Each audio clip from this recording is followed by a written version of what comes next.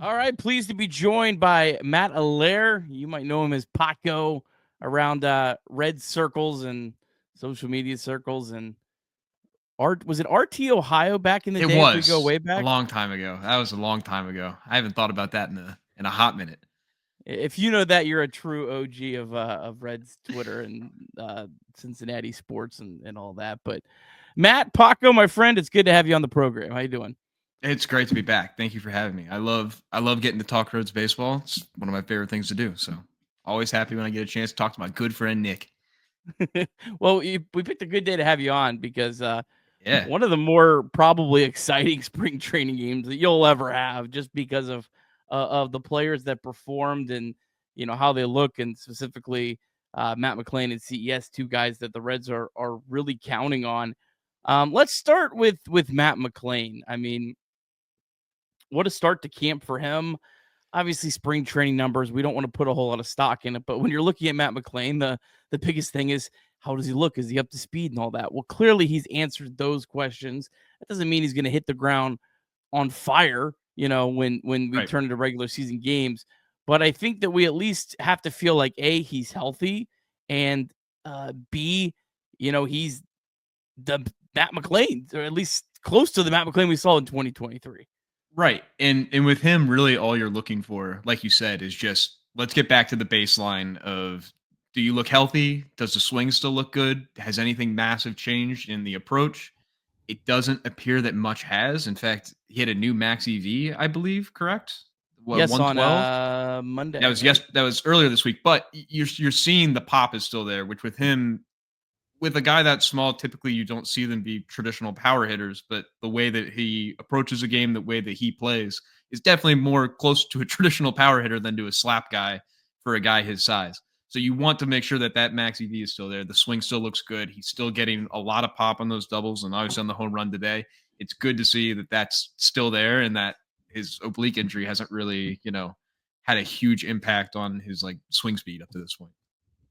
The other guy that's really important to the Reds this year is Christian Encarnacion-Strand, and I beat the horse dead on that in terms of my belief in CES. But for him to hit a home run in his, I don't know, third game of spring training, great Yeah. to see. He did strike out in this first at bat against Tyler Anderson, I think on a fastball up and in. But look, he great to see him take one out of the ballpark. Where do you kind of stand on CES? I'm probably closer to you than I am with others. I think that this is a guy who's hit at every single level that he's played at. This is a guy who's been consistently a good hitter. He's, maybe his fielding isn't the number one thing, which is why you'll probably see him in the DH spot a decent amount this year, but he played at least a decent first base, in my opinion, when he's been over there.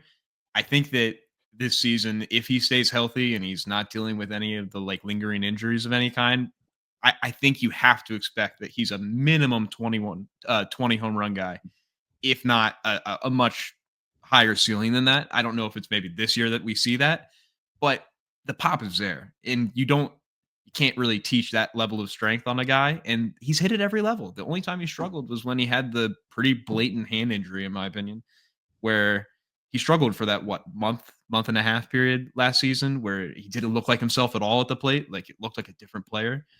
So getting to see him back into the flow of things, hopefully just, get back into the flow of baseball, see the ball, hit the ball. It's very basic stuff, but this is a guy who's hit consistently. He's a good hitter. I'd be surprised if we don't see him bounce back in a pretty significant way this year. I love it. And then, of course, Elly De La Cruz. He's at 8 at bats. He has 3 homers and a double. Look, if Elly De La Cruz hit 110 in spring training, I'd be like, it's not a big deal. So I'm still not going to make a big deal about his numbers in spring training. But the biggest thing for me, and the most like positive thing, is you have Elly De La Cruz coming off a year where he finishes third in the NL MVP voting. He's on the cover of MLB The Show. It feels like it would have been pretty easy to get to spring training and say, "What? I have nothing left to prove. I don't have to take spring training seriously. I could just kind of, go through, get my work in, do my thing, and get ready for the season like I'm a 10-year vet." But to see Elly De La Cruz come out and like just attack the baseball, playing with that same energy and that same vigor that we know and love from him, man, that just really gets me excited in terms of what is Elly De La Cruz ceiling this year, because I don't really know what the answer is. I don't think that there's, and this is I'm higher on Elly than most people, and I recognize that. But I don't know if there's really a ceiling we can put on him in these upcoming years.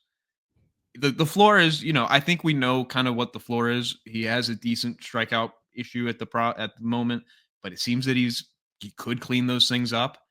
If he's even half the player that I think he is, I think we're looking at one of the best players we've seen put on a Reds uniform in a while.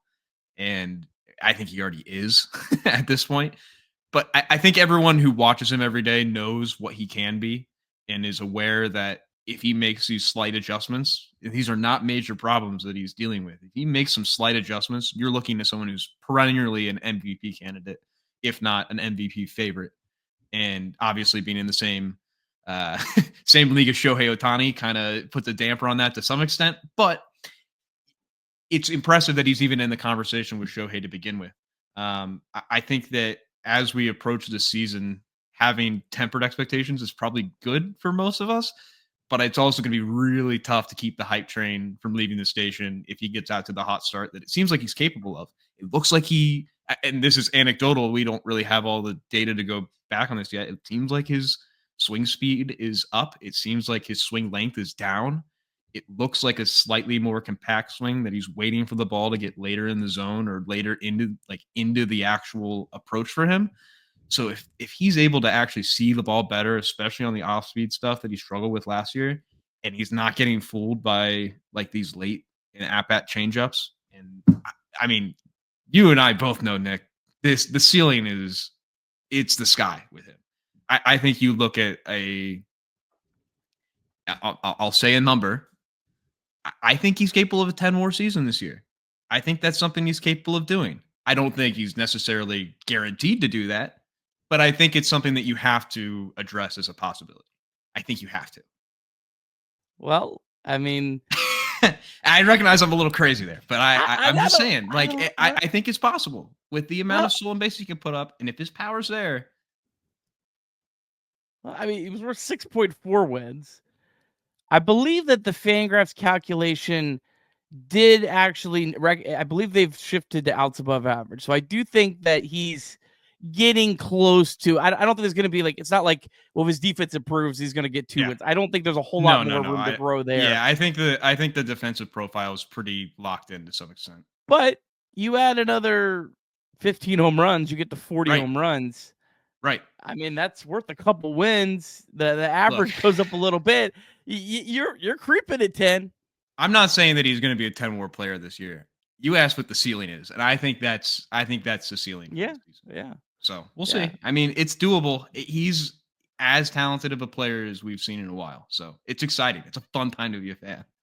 Well, obviously, there was a big point of emphasis not striking out, and there's probably a big point of emphasis for 75% of players going into the year, we're trying to not strike out as much. So I don't think it's necessarily some, ooh, wow, we're really gonna, break the mold here and do that. Right. But he hasn't struck out in 8 at bats, and it's spring training, get that. But Elly De La Cruz in high A was striking out over 30% of the time. So the fact that he's gone 8 without striking out, when that was clearly a massive point of emphasis, might lead you to believe that there could be some pretty drastic strides there. And my biggest concern when we had all this stuff coming out was, I hope that he doesn't lose power because of that. Well, clearly that hasn't clearly not. So. I mean, if anything, it seems like it's improved. The swing looks like it has more pop than before, which I didn't really think was possible, but it looks, I mean, again, we're anecdotally talking about 8 at-bats here. So it's tough. It's the only 8 at-bats we got to talk about, Matt. It's only 8, yeah, exactly. So there's only so much we can really get out of this, but it's hard to not get excited about what the ceiling is here. I think the floor, we kind of know what's cooked in there. I don't think he's suddenly going to be this bad baseball player. I think that his defense is worth several on its own. I don't know. It's exciting. It's a fun time to be excited about the Reds. This is as optimistic as I've been ever. And I know I said that last year, but that was pre-injury, everybody. Yeah, well, we still got there's a lot of spring training games. I know. And that's why I gotta be cautious here. I gotta keep locked down. I'm trying to stay cautiously optimistic right now. It does feel like injuries are the only thing that can slow this team down from being a contender. I'm not gonna say a playoff team. I think when people say this is a playoff team or not, It's what's such the a year? long season. And what's the year? Is it 2023 where 84 wins get you in the playoffs? Or was it last year where it's 90? Like, I don't necessarily think this team. I think this team could win 90 games, but a lot of things would have to go right. I don't think a lot of things need to go right for the team to win 85 games. So the playoffs, it's such a. I would like to just put like a competitive or a win number, instead of like playoffs or not, because it just depends. It is tough when you look at both of our lives as fans and you start to look at like, okay, the playoffs does start to mean something. And that extra little tick with this group, especially when they were so close in 2023 to like making that little jump, you do want to see these guys eventually get some of that playoff experience, even if it's not advancing this season. Obviously, the goal is get there, get the experience, try to learn from it. If you advance, awesome. If not, you got there and you're. I think that's kind of, I would say, a lot of fans' measures of success for this season, fair or not, is that this team is at least competing for a wild card spot at worst and competing for the NL Central at best. Yeah, I'm definitely with you on that. We also want to remind you that you can call or text 988 anytime, day or night. The 988 Suicide and Crisis Lifeline is a place to get support for anything related to mental health. Whether it's an immediate crisis, simply wanting to find out how to connect with care, or anything in between, it's a 100% confidential, secure, and anonymous way to reach out for help when you don't know where else to turn. To connect, call or text 988 or visit mantherapy.org to get help. It's okay not to be okay. Interesting report came out today. But Robert Murray, I think, was the one who came out with it, a fan side. The Reds are looking for starting pitching. I believe the report said the Reds are potentially interested in a guy on an MLB deal, but more looking for guys on minor league deals. It's hard to read this report because is this like a big indictment on Abbott or Lowder? Or is this just the Reds trying to be proactive like they've been all off season, when a lot of people thought they didn't need to be? The Reds have, since the season ended, felt like they've been looking for pitching every single day. I don't think it's a bad thing to keep adding depth. I think that the more depth, especially in AAA, that you can add, the better. I don't know how many more major league arms we necessarily need at the moment, especially once you start to look at like, okay, what's the opening day roster going to look like? I don't know how many more major league deals we necessarily have room for on this team. So I think that a AAA arm or a guy who, like a Wade Miley type situation, another guy in a similar, like I saw Anthony DeSclafani's name being thrown out there. That's an interesting name that could kind of fit that mold. He's been here before. The Reds like to do stuff like that. I think that's an interesting name, but I really would be personally surprised if there was like a huge, starter added or another major league arm that's like opening day major league arm. But you never know with this. Look, we were wrong a lot, Nick. Well, it's just interesting on Abbott. We kind of have just gotten like mixed messages on him, slower progression. Rhett Lowder's kind of the same thing. He's doing really well. He's pleased. We're just going to let him get through his progression. It's so vague. What does that mean? But the fact that neither one of them are close to starting on getting to near the end of February, I mean, you start going down the list. Okay, you've already put Manny Martinez in the rotation.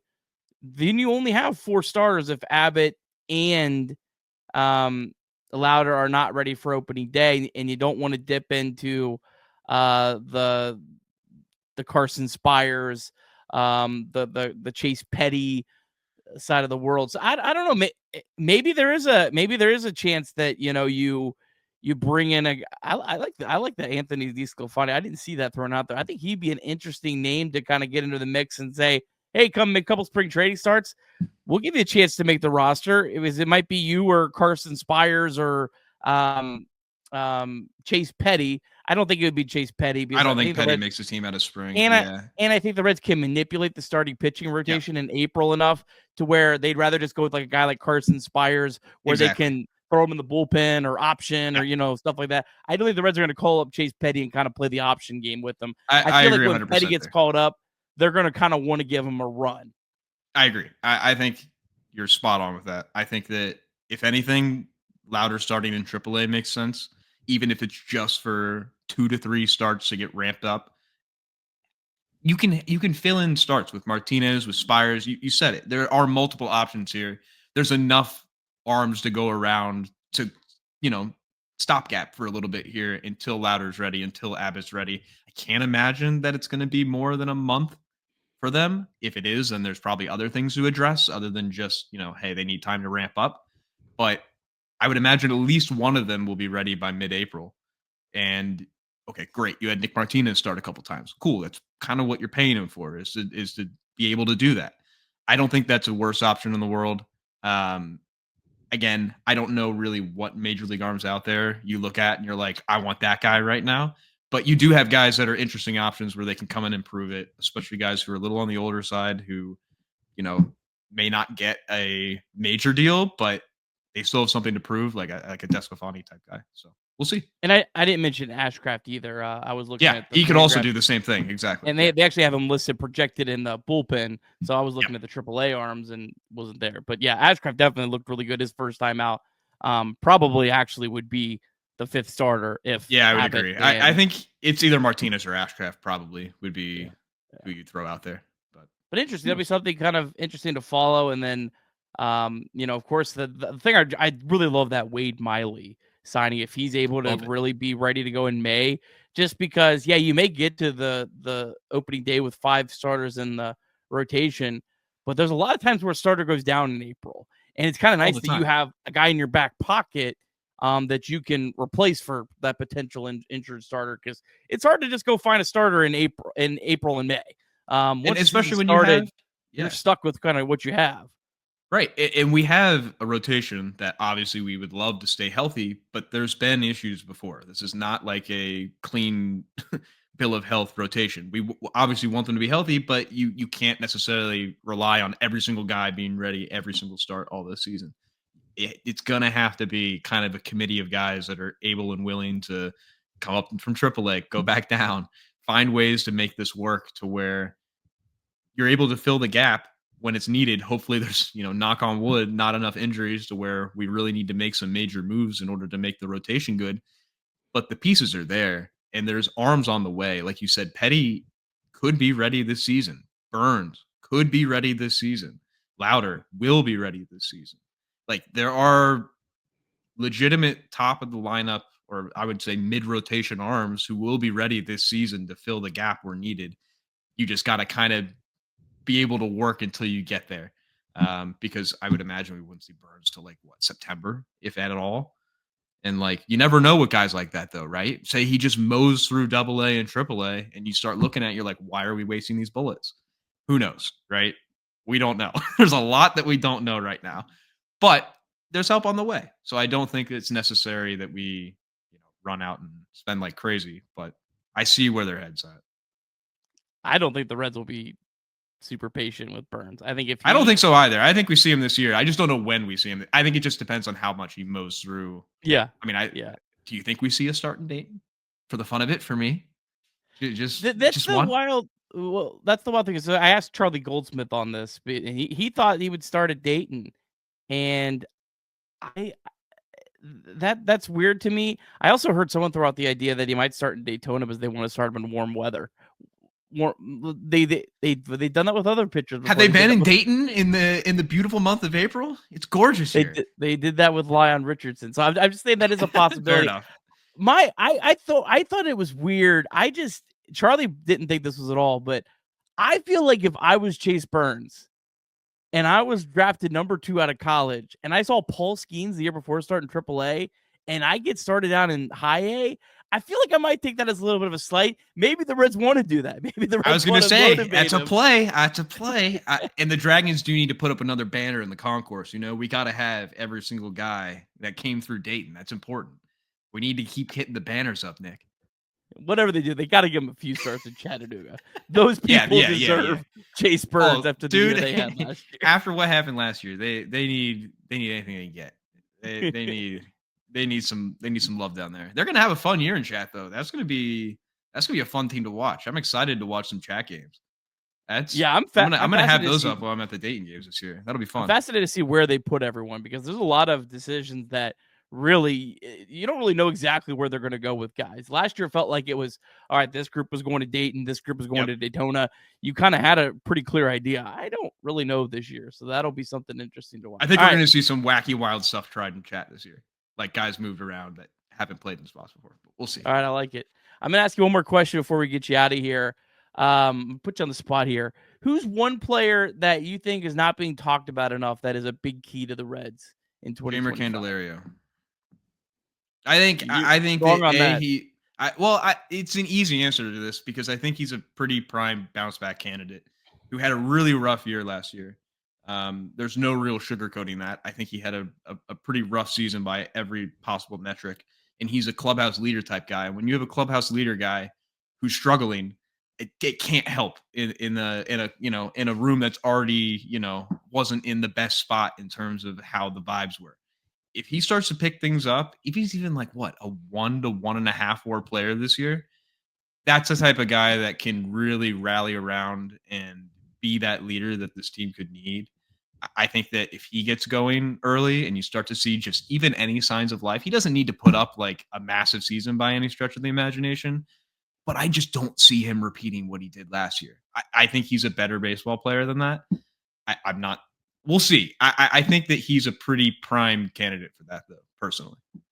I like it. He is certainly a prime candidate to bounce back, but I think if you ask most Reds fans, he'd be like 5th or 6th on the list behind guys like Steer and Friedel and, go down CES and maybe some pitchers. But, yeah, I think he definitely is. I mean, I've had a lot of really good seasons. Was really, really good for about like 6 weeks. He was like one of the best hitters in baseball for about 6 weeks. He's capable of it. We know he can do it. Yeah. And in that ballpark. There was some. That's my gut reaction to that question. So we'll see how that plays out over the season. I thought you were going to waffle around for about 20 seconds. So, I mean, you were ready to go. I love it. Yeah, that shows some confidence. There. That shows some real confidence. I don't know. I think he's going to be better this year. We'll see. But I think that I just don't see him doing what he did last year.